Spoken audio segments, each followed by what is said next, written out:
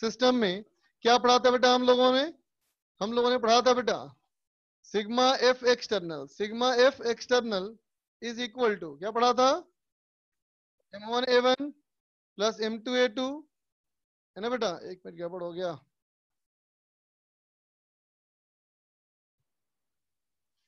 हाँ बेटा हमने पढ़ा था कल sigma F external equal to sigma M A है ना बेटा। इसी का इस्तेमाल करना है आज हम लोग को। तो देखो बेटा क्वेश्चन हमारा है एक सरफेस मान ले बेटा।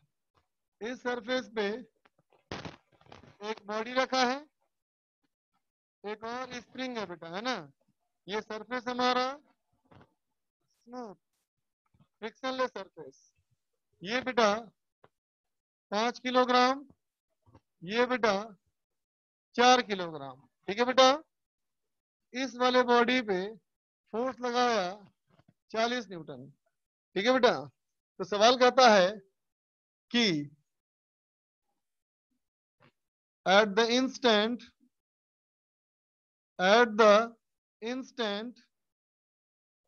4 kg mass has acceleration 5 meter per second square. Find acceleration of 5 kg mass. चलो बनाओ बच्चा।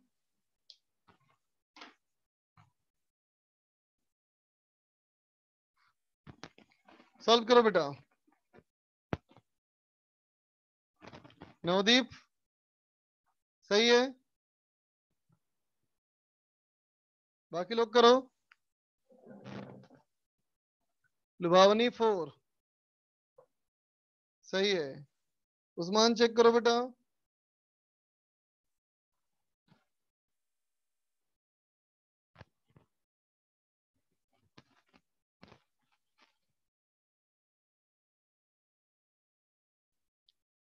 उस्मान सही, अली हैदर सही, उत्कर्ष सही, अतुल शर्मा सही, अंकिता सही, श्रेया सही। गलत। श्रेया चेक करो, हर्षदीप चेक करो,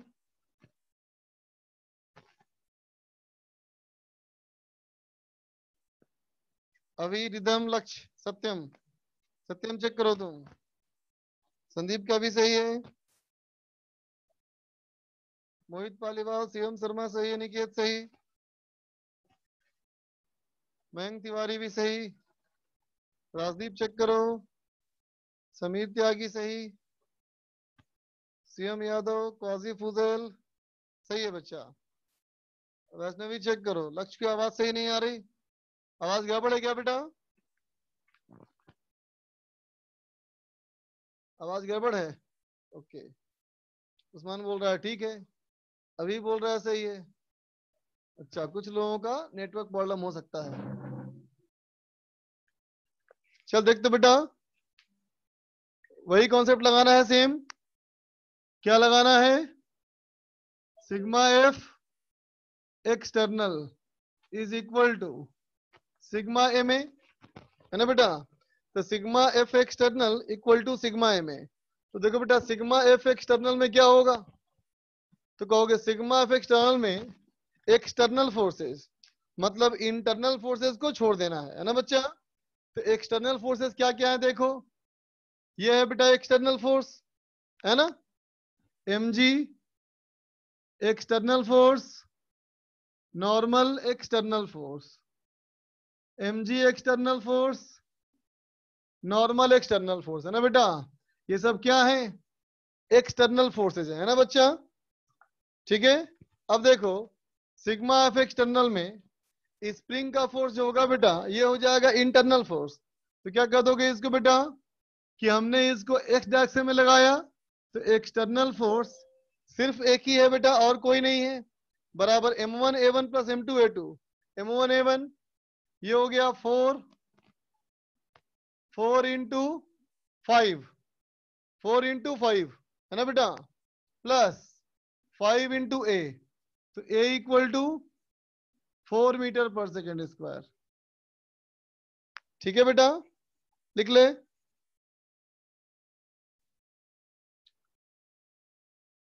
नहीं बेटा, हमारे सिस्टम में कौन है? ये ए और ये बी। हम किसकी बात कर रहे हैं बेटा? ए प्लस बी। ग्राउंड हमारे सिस्टम में कभी नहीं होता बेटा, है ना?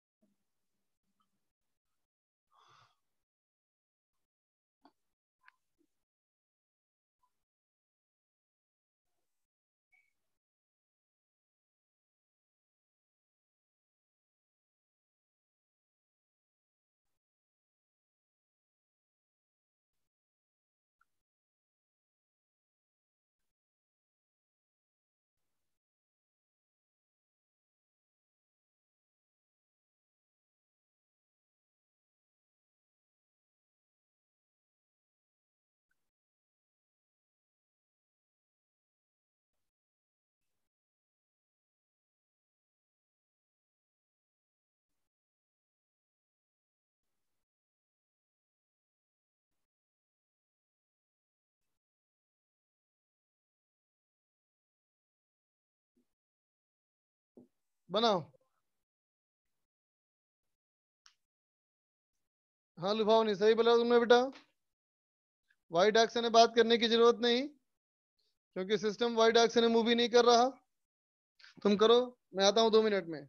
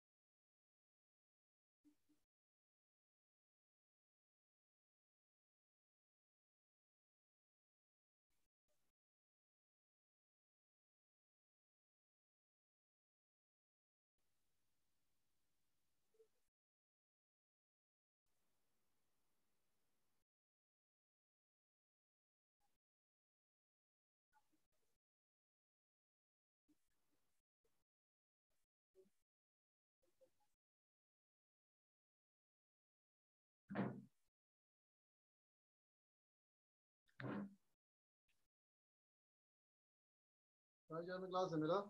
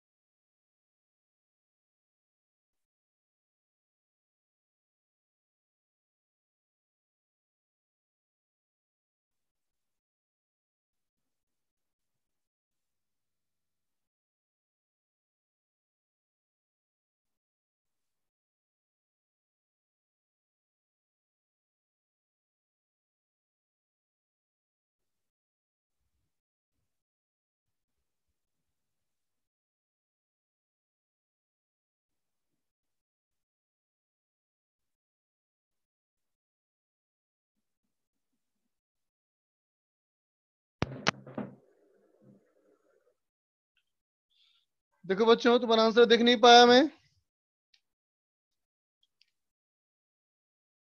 देखो बच्चा, मैं करता हूं, अपना आंसर मैच करना। तो देखो बेटा, हमारे सिस्टम में कौन है? तो इसको बोलो ए, इसको बोलो बी, और इसको बोलो सी, है ना बेटा? तो कह देते हैं इसको बेटा system of a plus b plus c, है ना बेटा? इसका मतलब सीलिंग बेटा हमारे सिस्टम में नहीं है, सिस्टम हमारे नहीं है बेटा, है ना? ये हमारे सिस्टम में है, ये हमारे सिस्टम में है ना बेटा? इसका मतलब यहाँ का टेंशन इंटरनल फोर्स, यहाँ का टेंशन इंटरनल फोर्स, लेकिन सीलिंग के साथ का टेंशन बेटा ये हो जाएगा एक्सटर्नल, है ना? तो एक्सटर्नल फोर्सेस क्या क्या आए देखो, तो कहोगे एक्सटर्नल फोर्स में आया बेटा, ये आया mg, है ना बेटा? इसका आया mg, इसका आया mg, है ना बेटा? और ये टेंशन T। बोल बेटा, ये सब क्या है? एक्सटर्नल फोर्सेज है ना बच्चा? तो अब क्या लिखोगे? Sigma F external is equal to sigma M A, है ना बेटा? कितना हुआ? T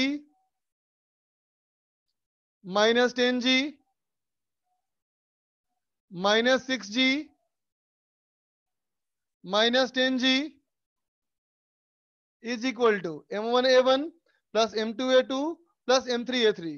m1a1 10 into 2 plus m2a2 क्या बेटा 6 इंटू -1 प्लस m3a3 10 इंटू 0। ये मूव नहीं कर रहा है बच्चा, तो कितना हो गया देखो तो, t minus 260 is equal to 20 minus 6 14, तो t इक्वल टू 274 न्यूटन। बोलो बेटा, बात समझ में आ गई? लिख लो बेटा।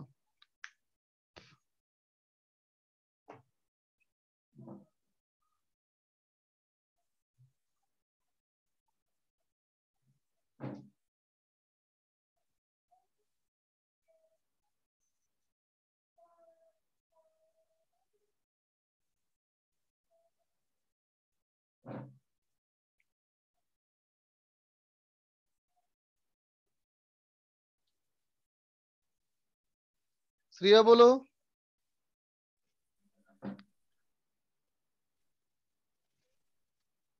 श्रेया, आवाज नहीं आ रही बेटा।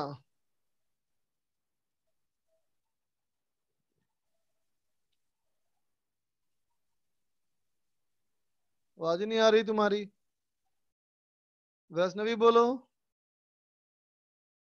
सर हम ये कह रहे थे कि जो स्ट्रिंग है सर वो एक ही स्ट्रिंग है, और मतलब वो उसमें टेंशन तो यूनिफॉर्म होना चाहिए, तो एक जगह की टेंशन तो हम लोग निग्लेक्ट कर रहे हैं और अच्छा बेटा एक बताना जगह की। मुझे, सुन तो बेटा, टेंशन जो होता है वो यूनिफॉर्म क्यों होता है? क्योंकि मतलब स्ट्रिंग एक ही होती है। और कुछ बात याद करो, कैसा है स्ट्रिंग? आइडियल या इनएक्सटेंसिबल और मासलेस। और मासलेस। अब देखो बेटा, 10 केजी से लेकर के बी वाले ब्लॉक को देखो, 10 केजी से लेकर के बी वाले ब्लॉक को देखो, पूरा आएगा क्या रहेगा बेटा? 10 केजी से बी वाले तक स्ट्रिंग है ना मासलेस? Yes sir. लेकिन वहां जो भी टेंशन है बेटा वो इंटरनल फोर्स है, यस सर। क्योंकि वो ए और बी के बीच का टेंशन है। Yes sir. अब देखो बी से लेके सी तक के बीच में, तो यस बी सर। वाले पॉइंट पे मास आ गया ना बेटा, यस सर। बी वाले मास आ गया तो वहां से टेंशन वेरी कर सकता है ना बेटा? Yes sir. बात समझ गई? सर पर ऐसे तो ए वाले पे भी तो मास है। हाँ, वहां से वेरी कर गया टेंशन। देखो, ऐसे बोलेगी, यहाँ का टेंशन बेटा और यहाँ का टेंशन ये T1, यस सर। यहाँ से लेके यस यहाँ सर। का यस। टेंशन T2, लेकिन ये सब क्या इंटरनल फोर्स है। Okay sir. समझ गई? यस सर, अब ठीक है, क्लियर है। Thank you sir. दिया बोलो। Hello sir. बोल बेटा। सर इसमें अपन ये कैसे फाइंड करें कि सिस्टम के अंदर अपन का क्या है क्या नहीं है? सवाल क्या पूछा गया है? यहाँ का टेंशन। Yes sir. अब बोलो बेटा, अगर छत को मैं सिस्टम मान लूं, हाँ छत को अगर सिस्टम मान लोगी तो छत और आदमी के बीच का टेंशन कैसा हो जाएगा? Force internal. हाँ। इंटरनल फोर्स निकाल सकते हैं क्या? नहीं। क्योंकि वो सम जीरो हो जाएगा। हाँ। तो ऐसा सिस्टम मान के फायदा नहीं है ना बेटा। नहीं। सिस्टम हमें ऐसा मानना है कि ये टेंशन हमारा होना चाहिए एक्सटर्नल। Yes sir. इसलिए मैंने क्या किया, इसको सिस्टम मान लिया। Okay sir. अब समझ गई? Yes sir, thank you okay sir. बच्चा, वेलकम बच्चा। लक्ष्य क्या लिख रहा है? लक्ष्य लिख रहा है, सर आप रजनीश छोड़कर यूट्यूब पे पढ़ाओ, बहुत चलेगी क्लास। क्यों भाई, मेरी नौकरी से तुम्हें क्या दिक्कत है? लक्ष्य, तू क्यों चाहता नौकरी छोड़ दूं मैं? बोल। नटवर लाल, सर अब मैं आपसे बात नहीं कर पाऊंगा, मेरा माइक खराब हो गया। ये माइक खराब कौन किया? तू ही खराब किया है ना? इतने अलग अलग तरह का तू आवाज निकालता है कि तेरा माइक ट्रांसमिट नहीं कर पाया उतने तरह की आवाज, और माइक खराब हो गया है? तो इतना हैवी लोड मत दिया करो माइक को भाई। चल देखिए बेटा आगे सवाल। अच्छा एपीएस को पूछना है कुछ, बोलो बेटा एपीएस। सर इंटरनल जो फोर्सेस थे T1 और T2, हाँ, तो T1 से T2 के चेंज होने का रीजन क्या था? जैसे T1 में पार्ट में वो क्योंकि बंधन और बी हाँ। वाले पॉइंट पे मास आ गया, बी वाले पॉइंट पर मास आ गया ना? Yes sir. समझे बात? मंकी का मास आ जाएगा, चेंज हो जाएगा टेंशन। मंकी का मास अगर नहीं होता, मंकी होता मासलेस, तो सेम रहता tension. Yes sir, thank you sir. Okay बच्चा। अब देखो बेटा, हम लोग आ रहे हैं अब अपना नेक्स्ट टॉपिक में। नेक्स्ट टॉपिक में, या कहो एलएम का सबसे आखिरी topic, Newton's law of motion में सबसे लास्ट टॉपिक। ये हमारा है बेटा फ्रेम ऑफ रेफरेंस। ठीक है बेटा, फ्रेम ऑफ रेफरेंस हमारा ये टॉपिक है। ठीक है बेटा, तो देख फ्रेम ऑफ रेफरेंस जो हमारा है बेटा, ये टॉपिक है। जो फ्रेम ऑफ रेफरेंस एक टेक्निकल टर्म है, किसके लिए? तो कहोगे ऑब्जर्वर के लिए, है ना बेटा? क्या कहना? कि frame of reference is technical term for observer, है ना बेटा? ठीक है, फ्रेम ऑफ रेफरेंस मैं कहूंगा, तुम समझोगे उसको ऑब्जर्वर ही, कुछ और नहीं, है ना बेटा? तो अब सोचो, रिलेटिव मोशन में जो पढ़ा था बेटा हम लोगों ने ऑब्जर्वर की प्रॉपर्टीज, वही सब प्रॉपर्टी अभी भी इस्तेमाल हो सकता है, लेकिन अब चूंकि हम फोर्सेस की बात कर रहे हैं बेटा, तो ऑब्जर्वर का फोर्स पे क्या असर पड़ेगा, इसकी बात करनी है बेटा हम लोग को ना। ठीक है ना बच्चा? और फोर्स का असर क्या होता है बेटा? एक्सेलरेशन। इसका मतलब इस चैप्टर में हमें इस टॉपिक के अंदर ऑब्जर्वर से सिर्फ और सिर्फ फोर्स और एक्सेलरेशन की बात करनी है। ठीक है बच्चा, है ना? तो देखो बेटा, फ्रेम ऑफ रेफरेंस को दो कैटेगरी में डिवाइड किया जाता है। ठीक है, पहला category inertial frame of reference, है ना बेटा? और दूसरा हमारा कैटेगरी है बेटा non inertial, non inertial frame of reference, है ना बेटा? फिर से बोलो, फ्रेम ऑफ रेफरेंस का मतलब, फ्रेम ऑफ रेफरेंस का मतलब क्या हुआ? लिखो।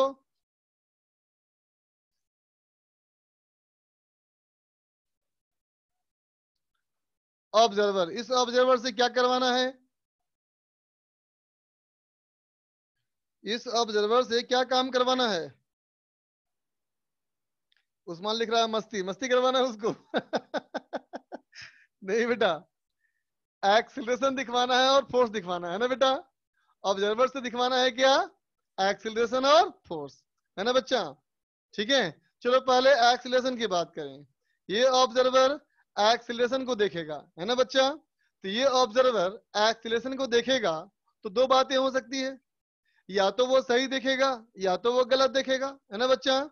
सही देखा इसका मतलब वो इनर्शियल फ्रेम है, गलत देखा इसका मतलब वो नॉन इनर्शियल फ्रेम है। समझ गया बेटा? ठीक है। क्या कहोगे? कहोगे कि जो हमारा ऑब्जर्वर है बेटा, है ना, जो ऑब्जर्वर है वो किसी मास को देख रहा है। ये जो ऑब्जर्वर है बेटा वो मास को देख रहा है ना बेटा। तो इसमें क्या कहेंगे हम लोग? Acceleration of mass with respect to observer should be equal to acceleration of mass, है ना बेटा। बात समझा? Observed acceleration by observer should be equal to actual acceleration, तो इनर्शियल फ्रेम। और कहोगे acceleration of mass with respect to observer is not equal to acceleration of mass, तो no inertial frame. समझ गए बेटा? ऑब्जर्वर अगर सही देखा एक्सीलरेशन तो इनर्शियल फ्रेम, ऑब्जर्वर गलत देखा एक्सीलरेशन तो नो इनर्शियल फ्रेम। ठीक है बच्चा? लोकेश लिख रहा है सर आप मथुरा के हो क्या? क्यों भाई? मथुरा का बिल्कुल नहीं हूं मैं, लेकिन फर्क नहीं पड़ता, बिहार यूपी वाले भाई भाई है तो पता नहीं चलता कौन कहाँ का है, नॉट इंपॉर्टेंट। चलो देखा जाए। तो बेटा देखा, ऑब्जर्वर ने अगर सही देखा बेटा एक्सीलरेशन तो इनर्शियल फ्रेम, और अगर ऑब्जर्वर ने गलत देखा एक्सीलरेशन तो नो इनर्शियल फ्रेम, है ना बच्चा। अब देखो acceleration of mass with respect to observer A M minus A O is equal to A M, है ना बेटा। तो एक कट गया, इसका मतलब acceleration of observer equal to 0, है ना बेटा। इसका मतलब ऐसा कोई भी ऑब्जर्वर जिसका एक्सीलरेशन 0 हो उसे हम इनर्शियल फ्रेम बोलेंगे। ठीक है बेटा? तो क्या लिखोगे? एनी ऑब्जर्वर एट रेस्ट और मूविंग with uniform velocity, है ना बेटा। क्या हो गया? Inertial frame of reference. समझ गया बेटा? इसमें देखो कहते हो acceleration of mass with respect to observer is not equal to acceleration of mass, so acceleration of mass minus acceleration of observer is not equal to acceleration of mass. ये cancel हो गया बेटा। इसका मतलब acceleration of observer is not equal to 0। बोलो बेटा। ठीक है, इसका मतलब क्या हुआ? तो कहोगे एनी एक्सिलरेटिंग ऑब्जर्वर, है ना बेटा। ऐसा ऑब्जर्वर जिसके मूव करने की वेलोसिटी कांस्टेंट ना हो, वो कैसा फ्रेम? बोलो। ऐसा ऑब्जर्वर जिसके मूव करने की वेलोसिटी कांस्टेंट ना हो, वेरिएबल वेलोसिटी हो, कैसा frame of reference? No inertial. और वेलोसिटी कांस्टेंट है तो, वेलोसिटी कांस्टेंट है तो इनर्शियल। बोलो बेटा ऑब्जर्वर अगर कांस्टेंट स्पीड से स्ट्रेट लाइन में मूव कर रहा हो, कैसा फ्रेम? ऑब्जर्वर कांस्टेंट स्पीड से स्ट्रेट लाइन में मूव कर रहा हो, इनर्शियल। अब बोलो बेटा ऑब्जर्वर अगर कांस्टेंट स्पीड से सर्कुलर पाथ में मूव कर रहा हो तो नो इनर्शियल। बिल्कुल सही बात। वैष्णवी कुछ बोलना है? बोलो वैष्णवी।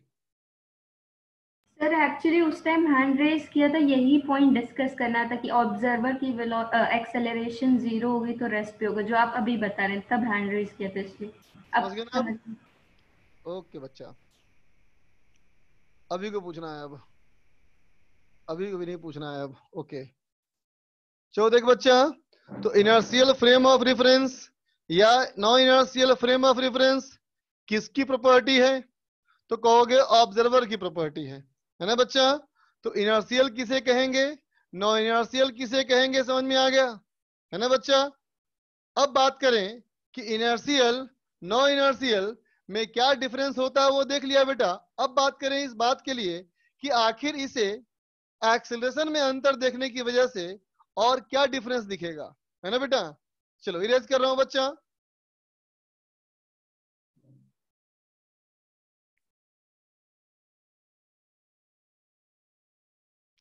तो देखो, अब देखिए बेटा कि इसके ऑब्जर्वेशन में क्या होता है डिफरेंस, है ना बेटा। तो देख बेटा, मैंने लिया एक मास, मैंने लिया एक मास जो एक स्मूथ सरफेस पे, इस स्मूथ सरफेस पे एक्चुअली रेस्ट में है। ये बॉडी जो है बेटा एक फ्रिक्शनलेस सरफेस पे ऐसे रखा हुआ है, इसका मतलब वो रेस्ट में है ना बेटा। अब इस ऑब्जर्वर को ऑब्जर्व करने के लिए, इस ऑब्जर्वर को ऑब्जर्व करने के लिए, ठीक है बेटा, हमने ऑब्जर्वर चुने, हमने ऑब्जर्वर चुने, अलग अलग ऑब्जर्वर चुने, है ना बेटा। पहला ऑब्जर्वर लिया मैंने जो कि रेस्ट में है ना बेटा। दूसरा लिया मैंने ऑब्जर्वर, ठीक है बेटा, लेकिन ये कांस्टेंट वेलोसिटी से मूव कर रहा है, ये मूव कर रहा है vo is equal to constant, ठीक बेटा। और मैंने तीसरा एक ऑब्जर्वर लिया, इस ऑब्जर्वर की वेलोसिटी कांस्टेंट नहीं है, वेरिएबल है बेटा। अभी जब हमने इसको टास्क दिया उस समय इसका बेटा एक्सीलरेशन है a0, इसका एक्सीलरेशन है बेटा a0। ये तीन तरह का मैंने चुना बेटा ऑब्जर्वर, और तीनों को टास्क दिया। क्या दिया टास्क? इसको देखना है और इसके बारे में जज करना है, ठीक है बच्चा। तो देखो, अब बात करें बेटा ऑब्जर्वेशंस की, अब बात करें ऑब्जर्वेशंस की, ठीक है बेटा। ऑब्जर्वेशंस, इसने इसको देखा, ठीक है बेटा।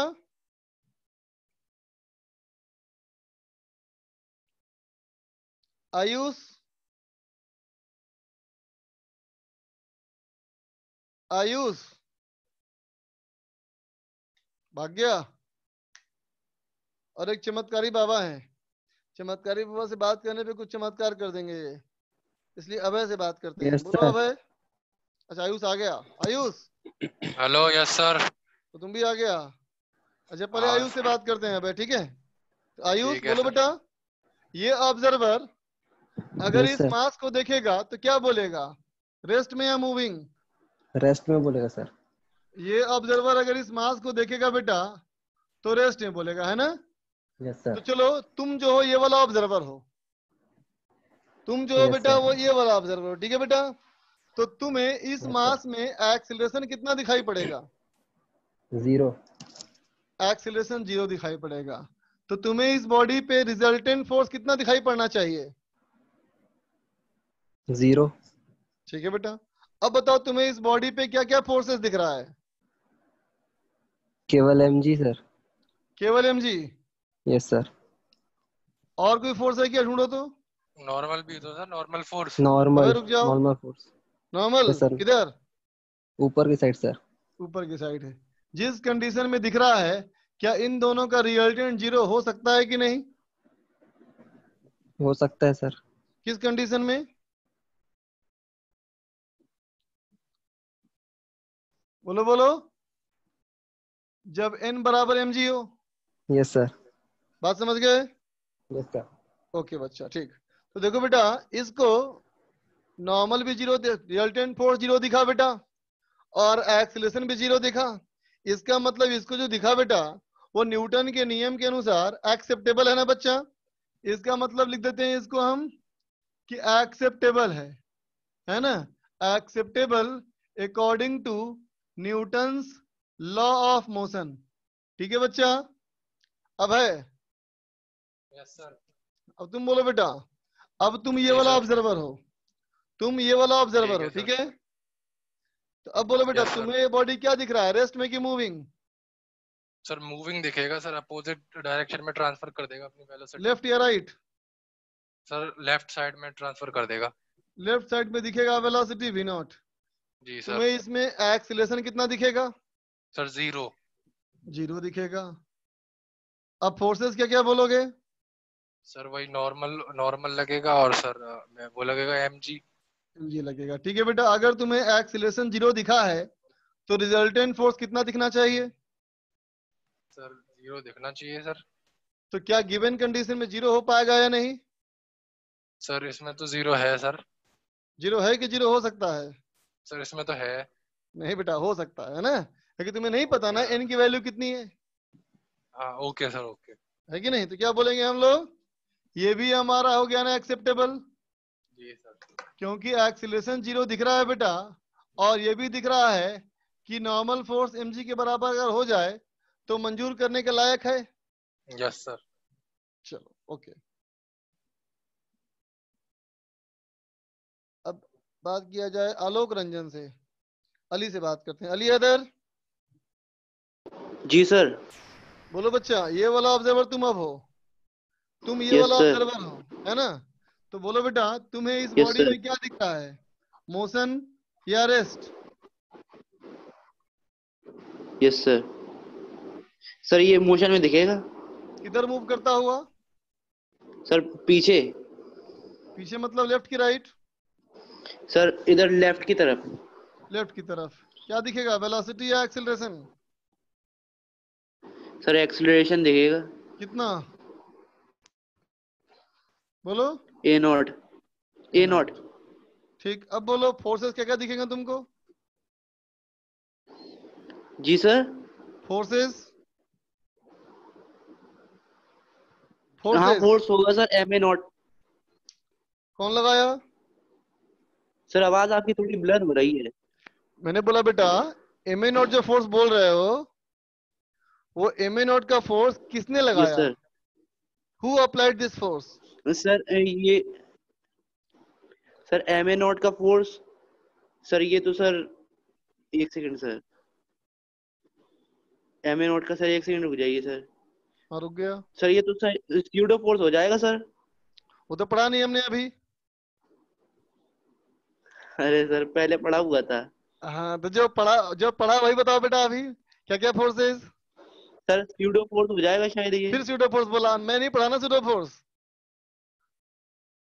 मैंने जहां तक पढ़ा, जितना पढ़ाया तुमको उतना ही पढ़ा मैंने भी है। तो बताओ कौन कौन सा फोर्स?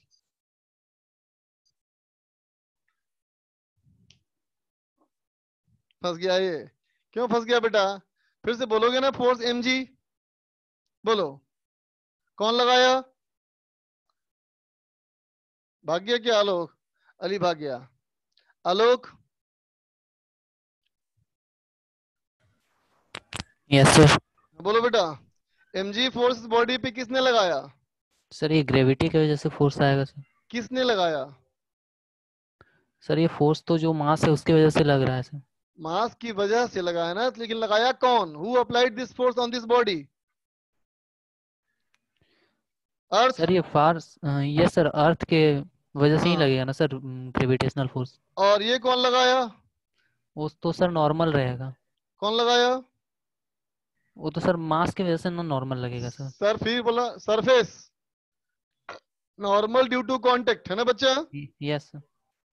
तो देखो बेटा, अभी वाले केस में ये बॉडी पे और कोई फोर्स नहीं दिख रहा है बेटा, नो सर। और कोई रियल फोर्स नहीं दिख रहा है ना? No sir. तो देखो बेटा, एन और mg वर्टिकल में है। अब इस यस ऑब्जर्वर को इस बॉडी के ऊपर कोई भी हॉरिजॉन्टल डायरेक्शन में लगाने वाला फोर्स नहीं दिख रहा, यस है ना बेटा? यस इसलिए क्या बोलेंगे इसको, कि it is non not acceptable. Acceptable, है ना बेटा? Not yes acceptable according to Newton's law of motion, है ना बेटा? यस न्यूटन के नियम के अनुसार ये मंजूर करने के लायक नहीं है। नहीं है। ठीक है ना बच्चा? तो ये तीनों बातों को देख करके हमें निष्कर्ष निकालना चाहिए। तो बोलो बेटा, ये कैसा फ्रेम था? ये ऑब्जर्वर कैसा फ्रेम है? यस सर वो तो रेस्ट में है सर। इनर्शियल या नॉन इनर्शियल? सर रेस्ट वाला तो इनर्शियल हो जाएगा सर। तो ये इनर्शियल है, तो इनर्शियल में न्यूटन्स लॉ ऑफ मोशन सही बैठता है या नहीं? यस सर सही एक्सेप्टेबल बैठता है। है। यस सर ये कैसा फ्रेम है? वो तो सर नॉन इनर्शियल है। नहीं बेटा, ये भी इनर्शियल है। इसकी वेलोसिटी है ना कांस्टेंट, यस सर। इसका भी जीरो है ना acceleration. Yes sir. Inertial frame में न्यूटन्स लॉ एक्सेप्टेबल है, लेकिन ये कैसा है? ये नॉन इनर्शियल है। नो इनर्शियल है बेटा, यस सर। है कि नहीं? इसलिए न्यूटन्स लॉ ऑफ मोशन इसके लिए एप्लीकेबल नहीं है, नहीं होगा। है ना बेटा? यस तो पॉइंट यहाँ पे क्या बना? कि Newton's law of motion are valid in inertial frame of reference, but seems ऐसा लगता है बेटा हम लोग को, है ना, but seems invalid in non-inertial non-inertial frame of reference, है ना बेटा। yes sir. नोट कर लो सब लोग। वैष्णवी हैंड रेस करो।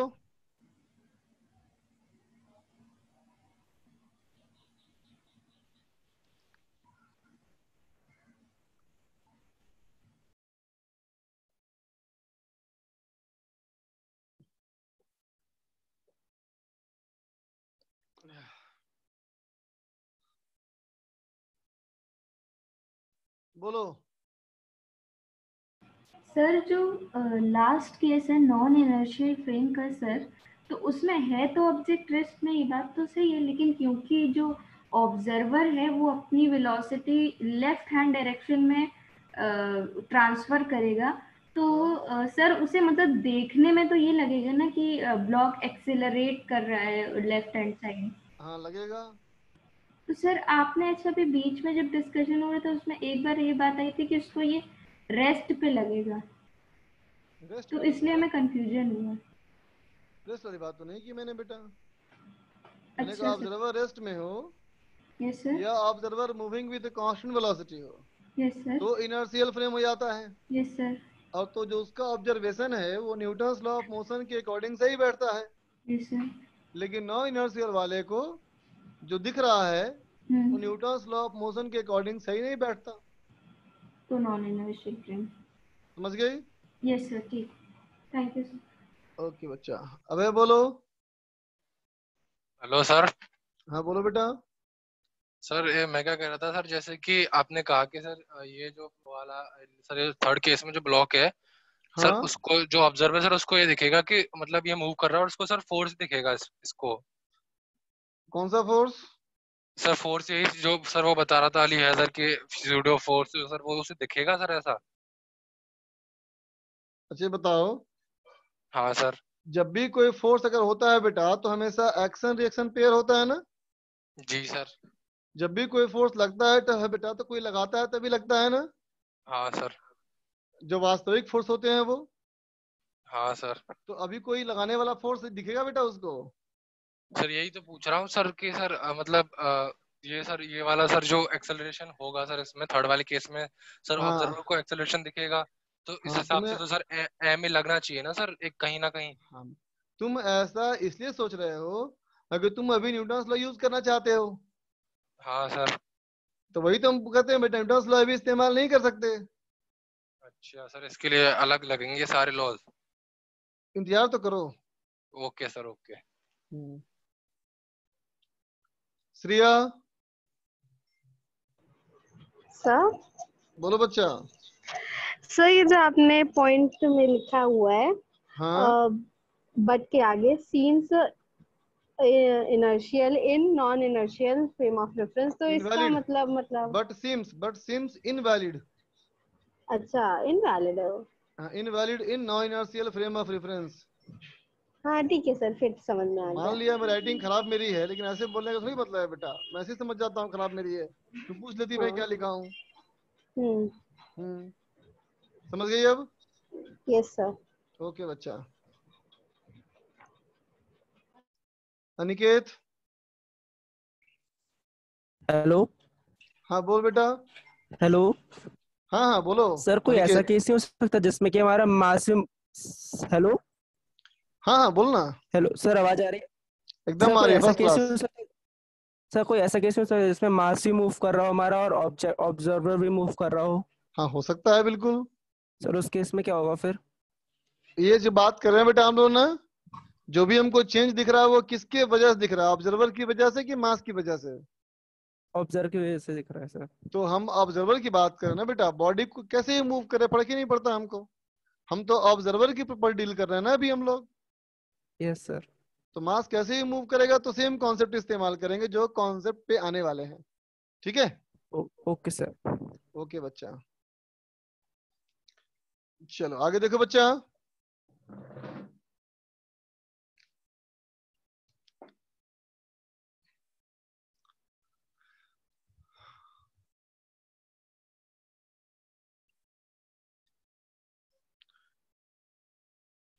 अब देखो बच्चा, ये हमारे पास एक नई समस्या आई। नई समस्या क्या आई कि ऑब्जर्वर बेटा मूव कर रहा है ना बेटा। ऑब्जर्वर हमारा एक्सीलरेट कर रहा है, तो वो Newton's law of motion use नहीं कर पा रहा है ना बेटा। यही प्रॉब्लम दिखा हमें, है ना। लेकिन हमें तो इस सिचुएशन को सॉल्व करना ही है बेटा। इस सिचुएशन को आखिरकार हमें सॉल्व करना ही है ना।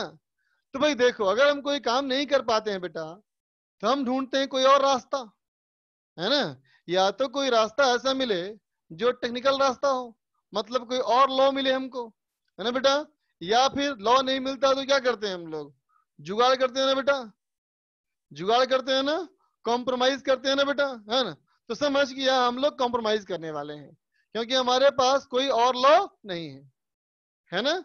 तो सोचेंगे कैसे। अच्छा बोलो बेटा, रिलेटिव मोशन में तुमने एक पढ़ा था कॉन्सेप्ट कि ऑब्जर्वर अपने आप को देखता है बेटा, तो क्या पाता है, मूव करता हुआ या रेस्ट में, है ना बेटा। ऑब्जर्वर चाहे किसी भी कंडीशन में हो, ऑब्जर्वर चाहे किसी भी कंडीशन में हो, मूव कर रहा हो या रेस्ट में हो, लेकिन जब खुद के बारे में बोलेगा तो क्या बोलता है, रेस्ट में। सारे बच्चों ने लिखा रेस्ट में, है ना बेटा। तो अब चलो, ये ऑब्जर्वर अपने आप को देखा तो क्या बोलेगा, रेस्ट में। तो बोलो बेटा, अगर इसी से पूछा जाए, इससे ही पूछा जाए कि तुम कैसा फ्रेम ऑफ रेफरेंस हो, तो क्या बोलेगा, ये बोलेगा बेटा इनर्शियल, है कि नहीं। तो देखो, सबसे पहला पॉइंट क्या, तो कहेंगे बेटा एवरी ऑब्जर्वर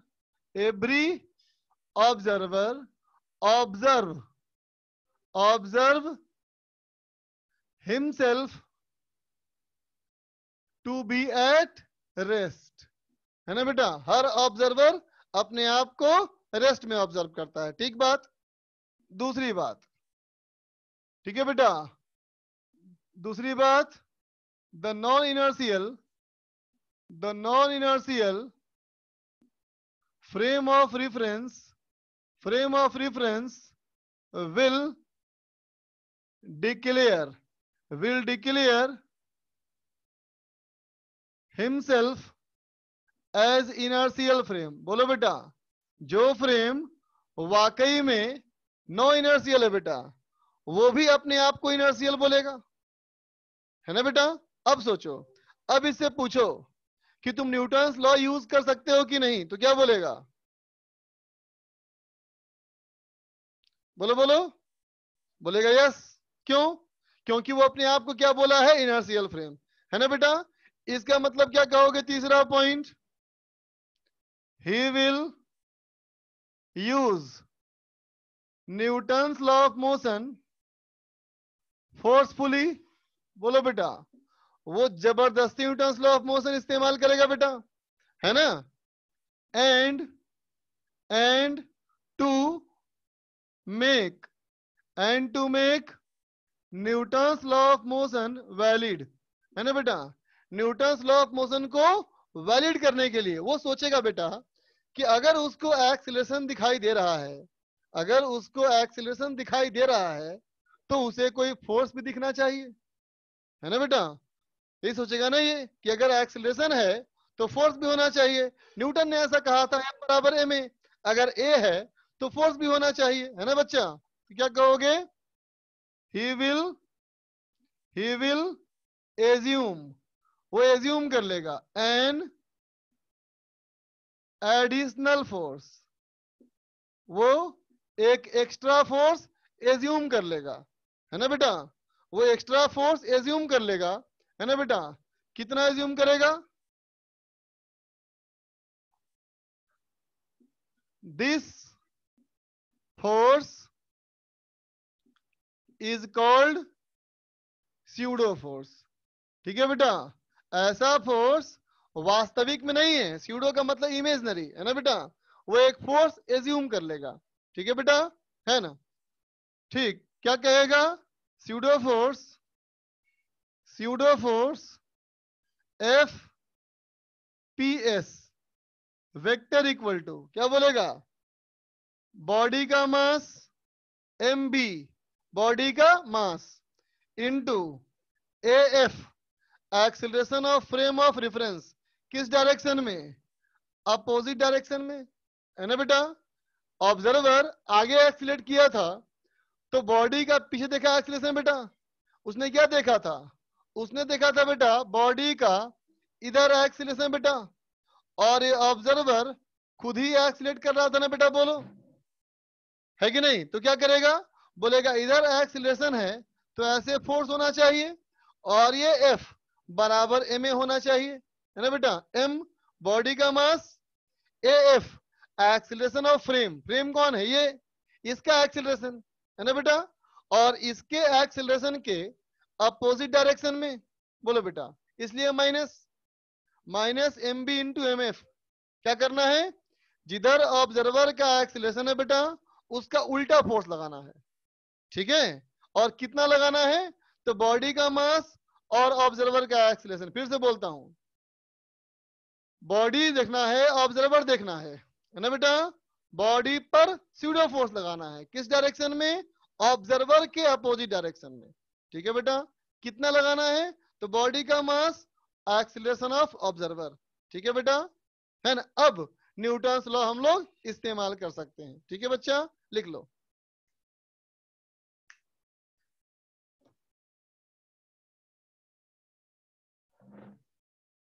बोलो क्वाजी। सर एक बार फिर से एक्सप्लेन कर देना सर इसे। कहां से दिक्कत हुई बेटा? सर ये स्यूडो फोर्स है सर। अच्छा, ये बात समझ में आया बेटा कि ये ऑब्जर्वर अपने आप को क्या मानेगा? Inertial frame.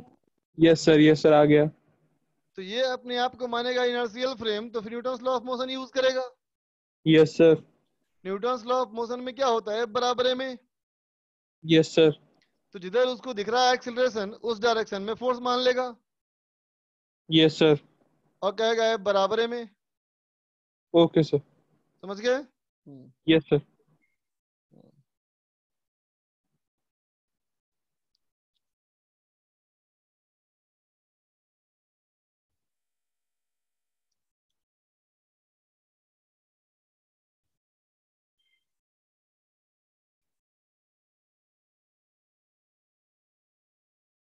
सर हम लोग को दिन में पढ़ना चाहिए कि रात में पढ़ना चाहिए? देखो बेटा, प्रेफरेबल तो ये है कि मॉर्निंग आवर में ज्यादा टाइम दो, सुबह उठ जाओ, है ना? लेकिन अगर घर के माहौल में डिपेंड करता है, जहां तुम रहते हो वहां कैसा ऑप्शन है। हमें पूरे सिलेबस का कितना % पढ़ाया जाएगा? पूरा पढ़ाया जाएगा, चिंता मत करो। आपकी क्लास यही लास्ट में होनी चाहिए, क्योंकि 12 बजे नेट नहीं चलता और आप यूट्यूब पे डालते हो। 12 बजे नेट क्यों नहीं चलता है भाई?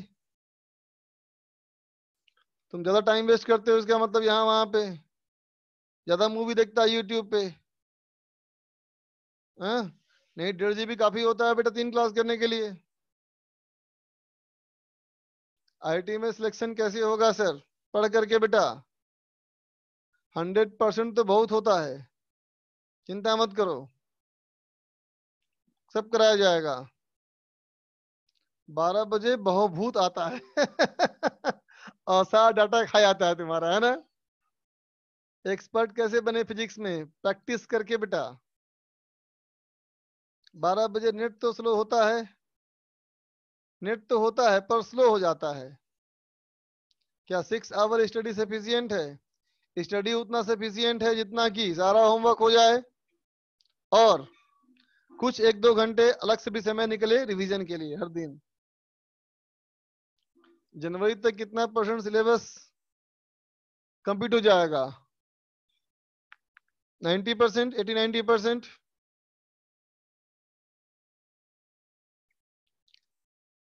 चल, कितने साल से पढ़ा रहे हो? तुम्हारी उम्र के बराबर लगभग बेटा, तुम्हारी उम्र के आसपास उतना ही मेरा एक्सपीरियंस होगा। चल देख, पढ़ा जाए बेटा। देख बच्चा,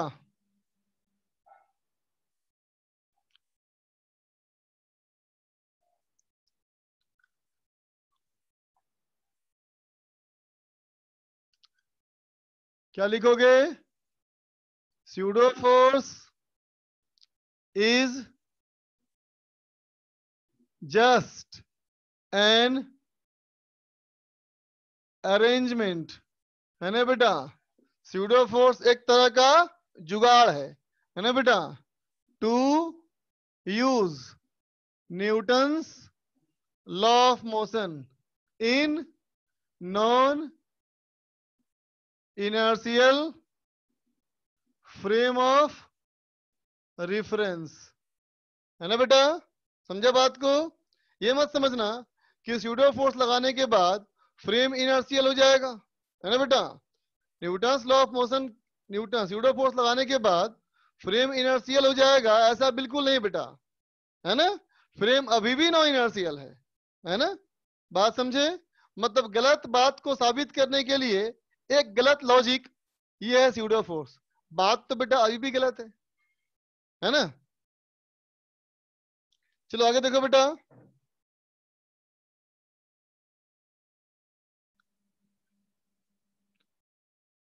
सुनना ध्यान से। मान लो एक वेइंग मशीन, ठीक है बेटा? मान लो एक वेइंग मशीन, ठीक है बेटा? अब मानो इसके ऊपर एक आदमी खड़ा है बेटा, इसके ऊपर एक आदमी खड़ा है और इसके ऊपर इस काउंटर पे रीडिंग आया, मान लो आया बेटा रीडिंग 63, समझे बेटा? एक वेइंग मशीन है, वेइंग मशीन पे आदमी खड़ा है बेटा और डिजिटल मीटर है तो लिखा हुआ आया 63। इसका मतलब ये आदमी और इस वेइंग मशीन के बीच में ये नॉर्मल फोर्स जो है बेटा N/G वो कितना है? 63 है। बोलो बेटा, ये इसका मतलब है ना बेटा? ठीक है ना? अब सोचो, अगर इसको अगर कोई आदमी दौड़ता हुआ देखे, एक आदमी जो दौड़ता हुआ आ रहा है, एक्सेलरेट कर रहा है बेटा, वो अगर देखेगा इसको तो उसको 63 दिखेगा या कुछ और दिखेगा? बोलो बच्चा, बोलो बच्चा, 63 दिखेगा ना बेटा? बोलो है कि नहीं? दौड़ते हुए बोर्ड पे लिखा हुआ पढ़ते हो बेटा, तो जो लिखा रहेगा वही ना पढ़ोगे, है ना बेटा? इसका मतलब दौड़ते हुए आदमी को भी अगर 63 दिखेगा बेटा, इसका मतलब उस दौड़ते हुए आदमी के रेस्पेक्ट में नॉर्मल फोर्स की वैल्यू सेम रहेगी बेटा। बोलो, बात समझा ना? तो कॉन्सेप्ट यहाँ पे क्या बना? कॉन्सेप्ट क्या बनेगा बेटा? कॉन्सेप्ट ये बना बेटा कि एनी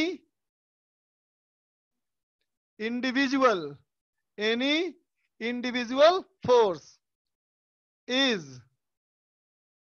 फ्रेम इंडिपेंडेंट, है ना बेटा? कोई भी अकेला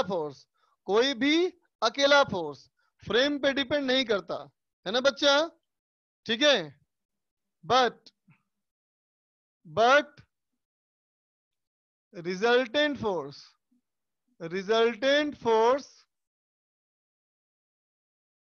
डिपेंड्स अपॉन फ्रेम, समझे बेटा? लेकिन रिजल्टेंट फोर्स फ्रेम पे डिपेंड करता है ना? क्यों? तो कहोगे इनर्शियल फ्रेम अगर किसी बॉडी का एफबीडी बनाया, सुनना बेटा, इनर्शियल फ्रेम किसी बॉडी का एफबीडी बनाया, क्या लगाया force? F1, F2, F3, F4, ये 4 फोर्स लगाया, है ना बेटा? लेकिन जब नॉन इनर्शियल फ्रेम उसका एफबीडी बनाएगा तो वो 5 फोर्स लगाएगा, F1, F2, F3, F4 और स्यूडो फोर्स। बात समझ गए ना बेटा? तो रिजल्टेंट फोर्स दोनों के लिए अलग अलग होगा, है ना बेटा? लेकिन F1 की वैल्यू, F2 की वैल्यू, F3 की वैल्यू दोनों ऑब्जर्वर के लिए सेम होगा। ठीक है बच्चा? ये बात समझा? डिस्कस करें कि आगे पढ़ाएं बेटा?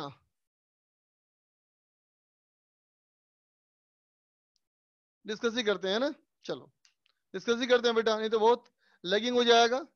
चलो इसका एग्जाम्पल करेंगे कल हम लोग, अब डिस्कस करते हैं बेटा। निकालो सीट निकालो, क्योंकि फिर इसके बाद शुरू हो जाएगा फ्रिक्शन।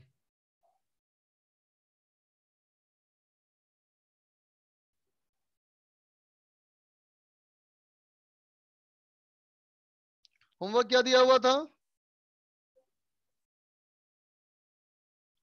ये डिस्कशन के नाम से बच्चा कम क्यों है लगता है भाई? सब बच्चा भागे लगता है, भागना शुरू हो जाता है। रुक जाओ बेटा 1 मिनट, एक कॉल आ रहा है, तो डॉक्टर का कॉल आ रहा है, थोड़ा अर्जेंट है।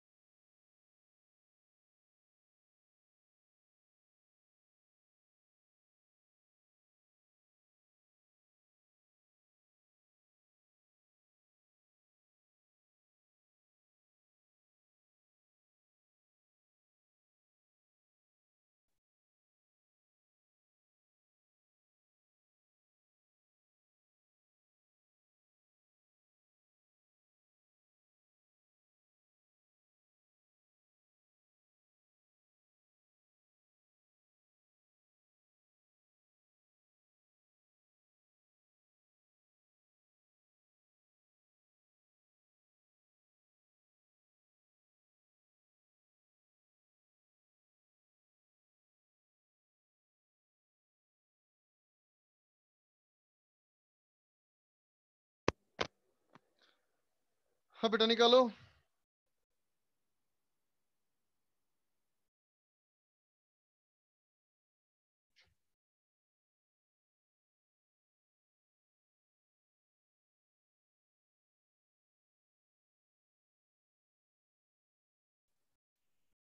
वैसे होमवर्क क्या करना है बेटा हम लोग को डिस्कस?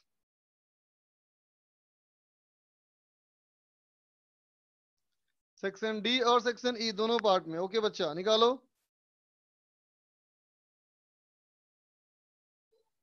पार्ट 1 का सेक्शन डी, पार्ट 1 में सेक्शन डी बेटा, भविष्य की चिंता और भूतकाल का टेंशन बिल्कुल मत लो, पहले वर्तमान को एंजॉय करो, ठीक है?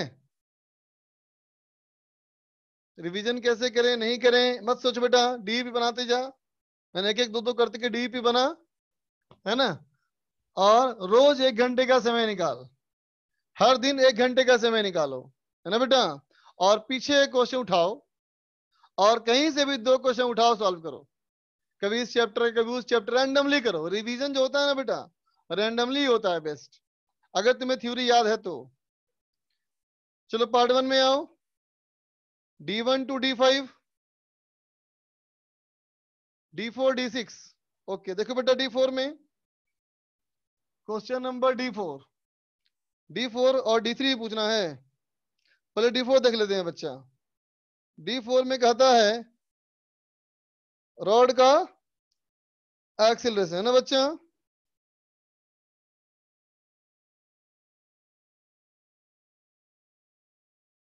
Find the acceleration of rod ए का निकालना है बेटा एक्सीलरेशन। देखो तो, देखो देखो,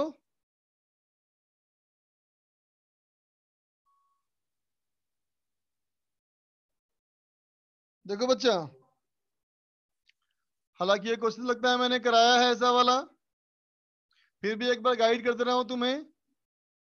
देखो इसका ऐसे मान लो नॉर्मल N1, ऐसे बेटा नॉर्मल N2, यहां से नॉर्मल N, और यहां से ग्रेविटेशनल फोर्स mg, ठीक है बेटा? अब इसका बेटा इधर मान ले एक्सीलरेशन a, ठीक बेटा? ये एंगल तुम्हें दिया हुआ है 37, तो ये हो जाएगा 37, तो ये भी हो जाएगा बेटा 37, तो n का कंपोनेंट हो गया n cos 37, और इधर हो गया बेटा n sin 37।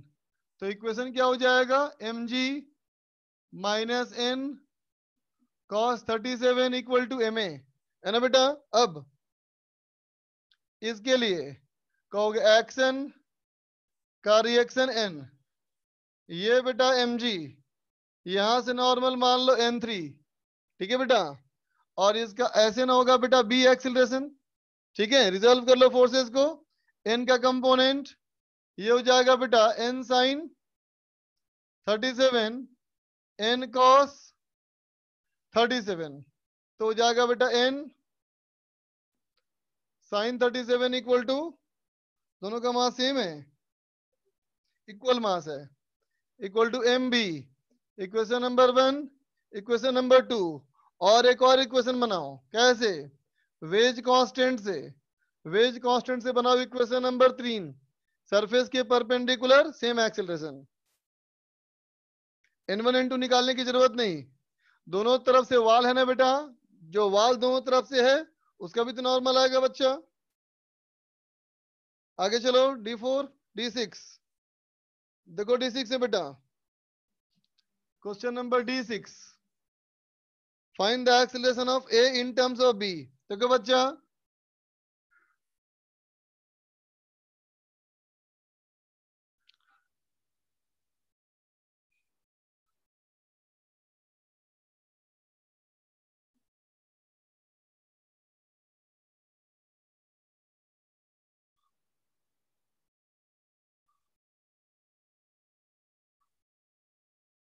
ठीक है बेटा, देखो इसका हमारा एक्सीलरेशन है बेटा B, है ना, अब देखो बेटा ये उसके आगे जाने से, इसके आगे जाने से बेटा, है ना, ये रस्सी लंबी हो जाएगी, जब ये रस्सी लंबी हो जाएगी तो ये रस्सी छोटी हो जाएगी, बोलो बेटा, बात समझा ना, इसका मतलब क्या कि इस वाले बॉडी का ऐसे मोशन होगा बेटा, इसको मैंने कहा ए वाई, है ना, लेकिन सोचो बेटा ये बॉडी इस बक्से के अंदर है ना, तो बक्से के साथ भी जाएगा, इसका मतलब इसका ऐसे भी होगा एक्सीलरेशन, ये हो जाएगा बेटा हमारा ए एक्स, तो इसमें एक्स में भी है बेटा एक्सीलरेशन, वाई में भी है एक्सीलरेशन, है ना बेटा। अब सबसे पहले मैंने इस्तेमाल किया वेज कांस्टेंट, सबसे पहले इस्तेमाल किया मैंने क्या, वेज कांस्टेंट, क्या कहोगे, सरफेस के परपेंडिकुलर सेम एक्सीलरेशन, तो सरफेस ये है बच्चा,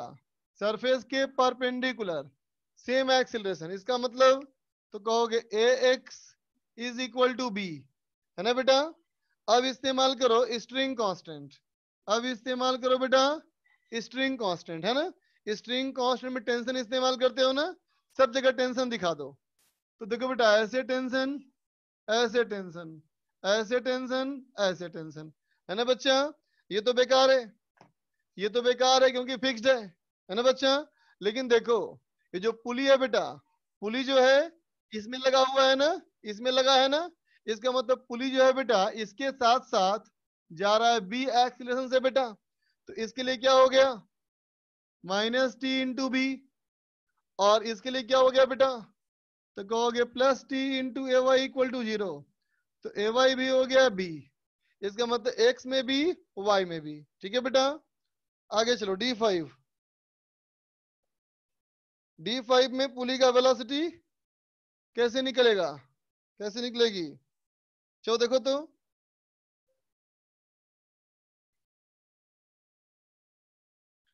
क्वेश्चन नंबर D5, D5 में पुली P1 की निकालनी है बेटा वेलोसिटी, देखो देखो,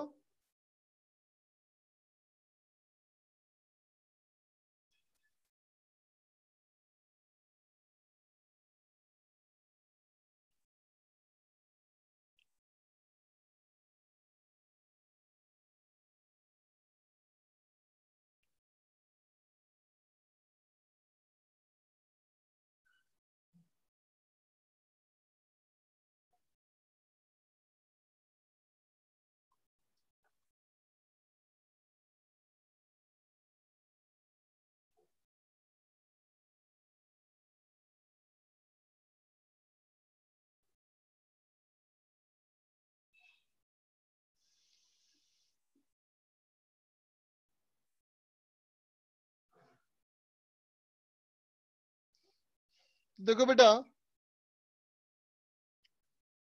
तुम टी डॉट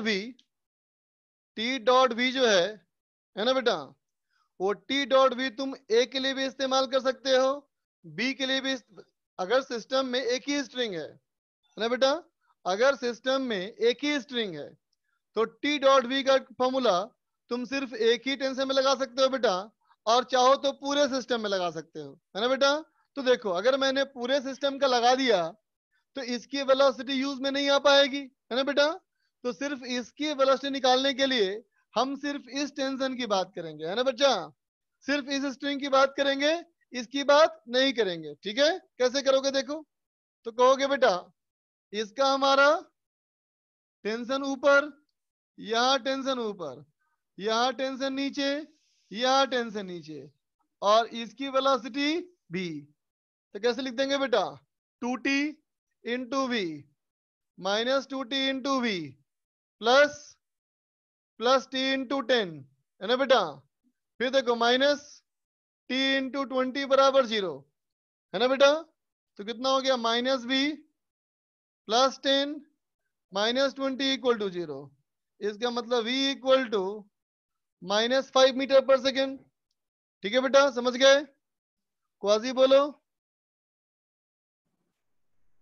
सर ये कहना था सर, आपने सेक्शन डी तक ही तो होमवर्क दिया था सर। डी दिया क्या, इन्हें दिया था मैंने क्या? नहीं सर, आपने सेक्शन डी तक ही दिया था, ABCD।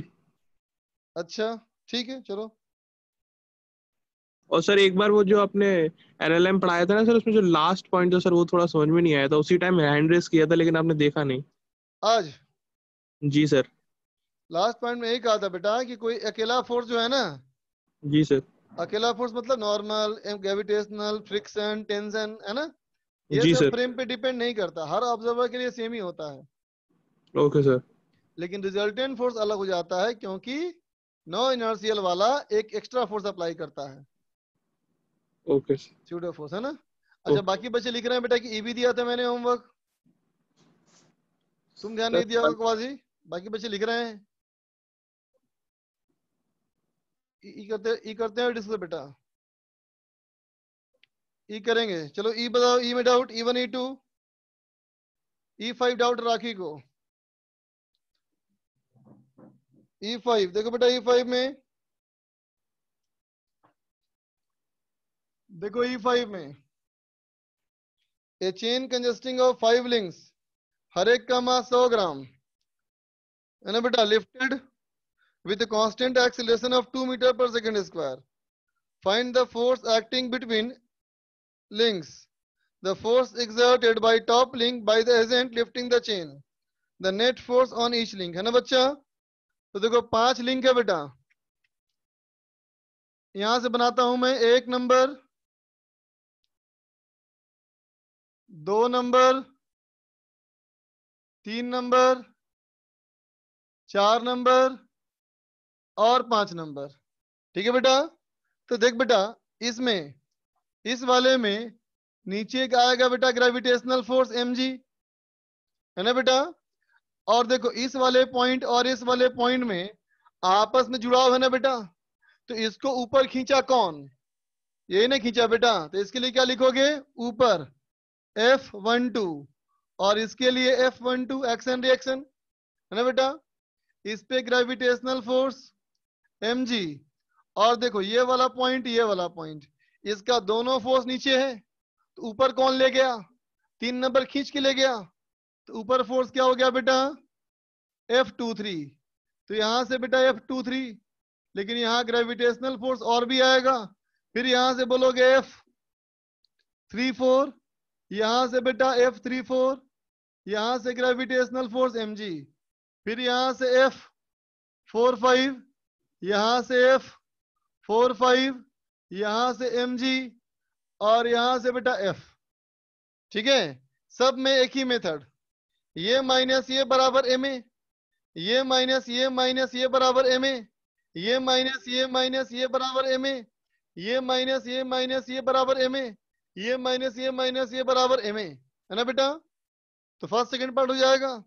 थर्ड पार्ट में क्या है, resultant force on each link. तो बेटा किसी भी लिंक पे resultant force equal to ma, है ना बेटा।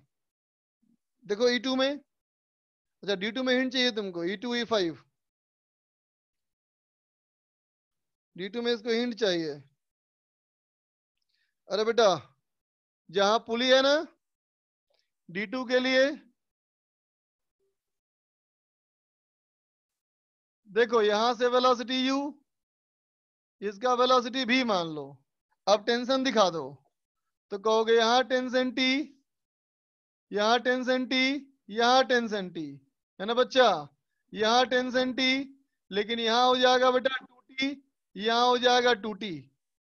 ठीक है, पुली पे रिजल्टेंट टेंशन 0 है, तो इसकी बात करो और इसकी बात करो, t डॉट भी बराबर 0।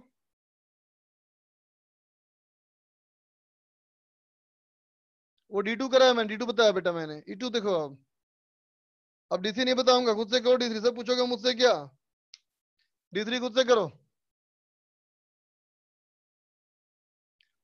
अब देखो बेटा E2,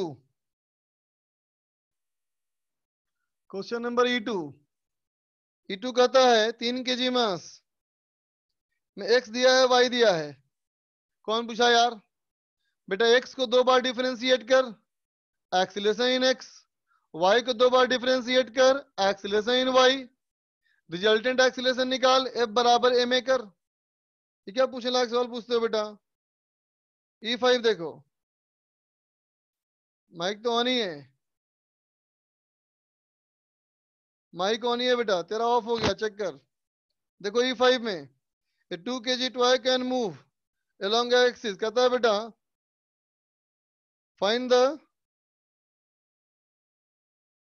फोर्स F निकालना है। ग्राफ सोच force F which begins at rest, ठीक है, तो कहता है velocity of car at t equal to 10 second.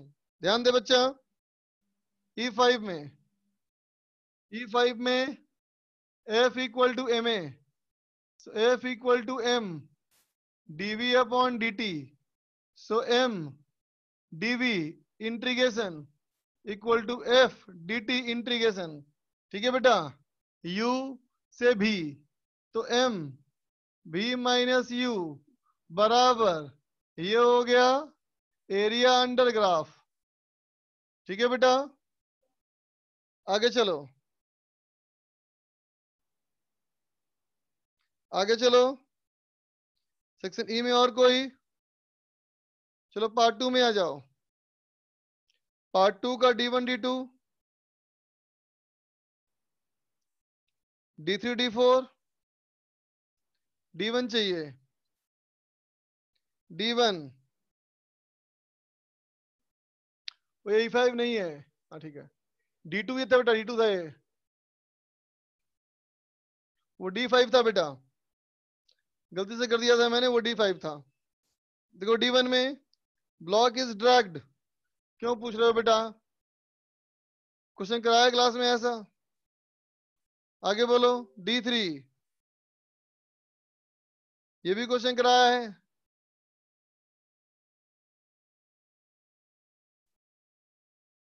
D4 D5 D4 देखो बेटा, स्ट्रिंग वाले में कितना आसान है, समेशन ऑफ t डॉट भी बराबर 0। इससे आसान क्या होगा बेटा? रॉड ए बी इज सोन, कहता है बेटा वेज मूव, ब्लॉक मूव कर रूट 3 मीटर पर सेकेंड से, तो वेलोसिटी ऑफ एंड बी क्या होगा? Rod makes an angle 60 degree. देखो तो बच्चा, अगर कोई रॉड है, अगर कोई रॉड है, इसको हिंज कर दो और ये एंगल 60 डिग्री हो। अगर कोई रॉड है, इसको अगर हिंज कर दें तो ये वाला पॉइंट कैसे घूमेगा? ऐसे घूमेगा, ऐसे घूमेगा। इसका मतलब वेलोसिटी कैसी होगी? परपेंडिकुलर होगी, v स्पीड होगी बेटा। ठीक है, अब देखो इस पे आने वाला ब्लॉक, इस पे आने वाला ब्लॉक का वेलोसिटी u, ठीक है, वेज कांस्टेंट, सरफेस के परपेंडिकुलर सेम वेलोसिटी, तो ये एंगल 60, तो ये एंगल 30। क्यों? क्योंकि ये लाइन इस लाइन से परपेंडिकुलर है, तो कितना लिखेंगे? v cos 30 बराबर u। ठीक है, नेगेटिव किस में आ रहा है?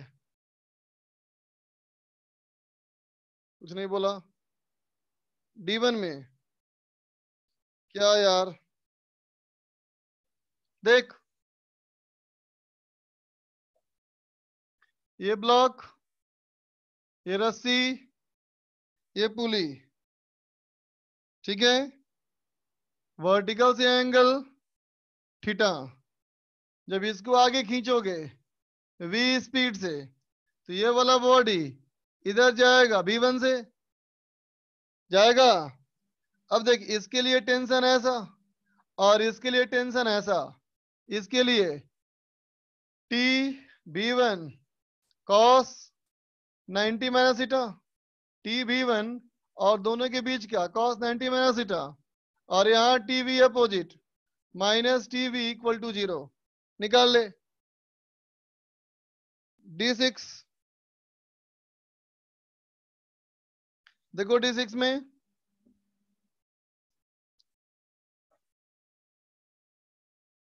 D6 एक semi circular frame, semi circular frame, यहां पे एक बीड है, यहां भी एक बीड है, जोड़ दिया एक धागे से, ठीक। ये सेंटर O है ना। इसकी वेलोसिटी नीचे की तरफ U है, तो इसकी वेलोसिटी इस तरफ V कितनी होगी, यही हमारा क्वेश्चन है। एंगल BAC 45, इसका मतलब ये एंगल 45, एंगल BOC 75, इसको यहां से जोड़ो, ये एंगल 75, ठीक बच्चा। ये देख 45, ये 75, तो ये एंगल हो गया 30, ये एंगल हो गया 30, तो ये एंगल हो गया 60, ठीक है बेटा। अब देख इस पे टेंशन ऐसे लगेगा, इस पे टेंशन ऐसे लगेगा, ठीक है। Summation of T dot V बराबर 0, इसके लिए T B cos 60, इसके लिए plus T U cos 135 equal to 0, हो गया। सॉल्व कर लो। ये एंगल समझ नहीं आ रहा? अरे बच्चा, किसी भी ट्रायंगल का बाहर वाला एंगल अंदर के दोनों एंगल के सम के बराबर होता है। आगे बोलो। D5, D5 देखो,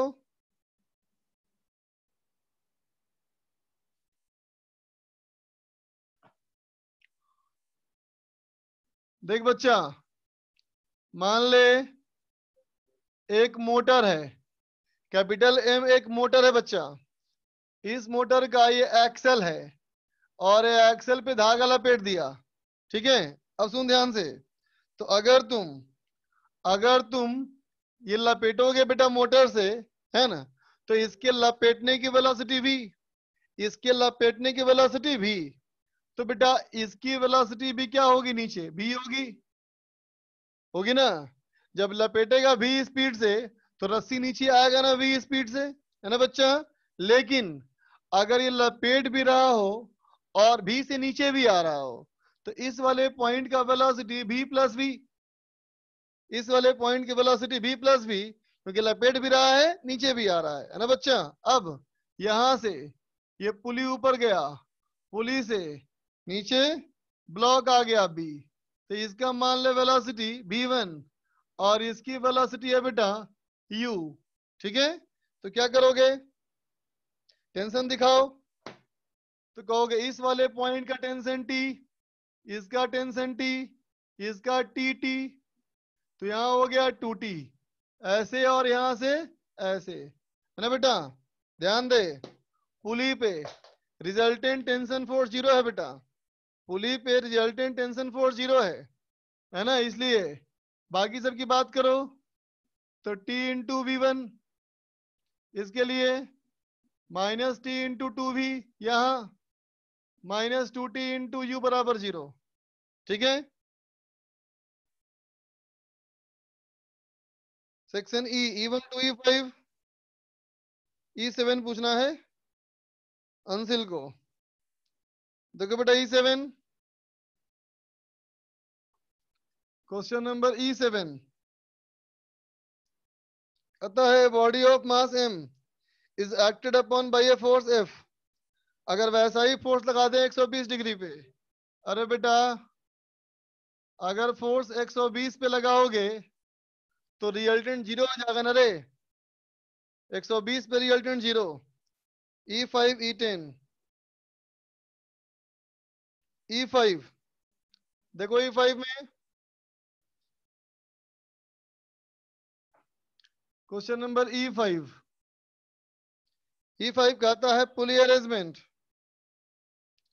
so in the figure identical mass of the rope being negligible, mass is lifted by attaching a mass 2m to the other end of the rope. In case 2, mass m is lifted by pulling the other end. Constant downward force F बराबर 2mg। g acceleration to gravity है बेटा। acceleration of mass in case 1 और case 2 में ज्यादा कम कहाँ कम, देखो तो बेटा, देख बच्चा,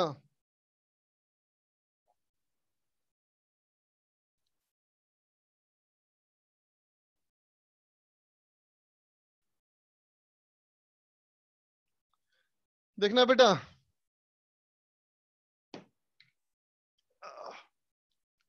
इसके लिए बोलोगे 2mg टेंशन T,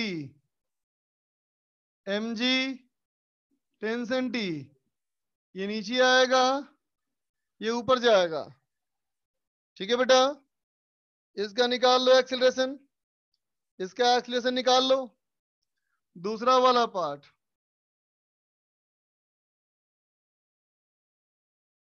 देख बेटा इस वाले पॉइंट पे कोई मास नहीं है, जो पॉइंट पे कोई मास ना हो, है ना बेटा, उस पॉइंट पे रिजल्टेंट फोर्स हमेशा 0। तो कहोगे यहाँ जो टेंशन T होगा वो 2mg के बराबर हो जाएगा, ठीक है।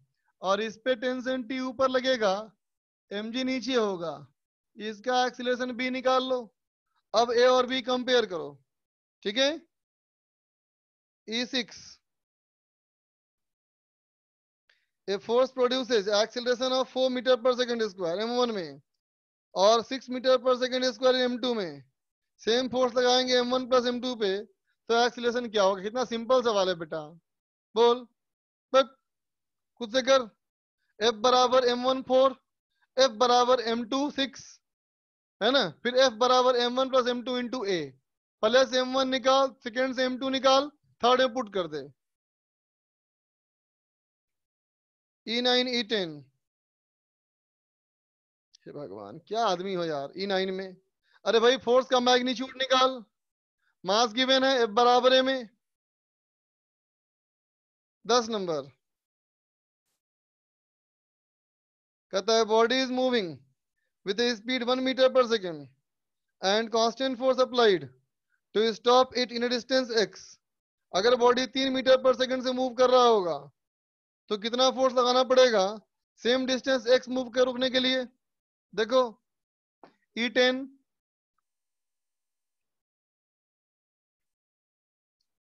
देखो E10 में कहता है एक बॉडी v स्पीड से मूव कर रहा हो, x के बाद इसको रोक दो, तो क्या लिखोगे, v square equal to u square multiple two a into एक्स। Equation number 1। अगर वेलोसिटी को 3v कर दें, अगर वेलोसिटी को 3v कर दें तो फिर कितने में रुकेगा, 3 v स्क्वायर इंटू 3v का square minus 2 F dash by M into एक्स। Equation number 2। इसको इधर लाओ, इसको इधर लाओ, दोनों को डिवाइड कर लो, ठीक है बच्चा। तो चल आगे का होमवर्क, आगे का होमवर्क में, आगे का होमवर्क के लिए एक्सरसाइज 1 कंप्लीट कर लेना है। एक्सरसाइज 1 कंप्लीट करो। एक्सरसाइज 2 का पार्ट 1 में 5 क्वेश्चन 1 to 5, ठीक है, ये होमवर्क है। 1 कंप्लीट कर लेना है और 2 के पार्ट 1 में 1 से 5 नंबर तक करके आना है, ठीक है बच्चा। और चलो अभी के लिए इतना ही, बाय बच्चों, हैव ए गुड डे।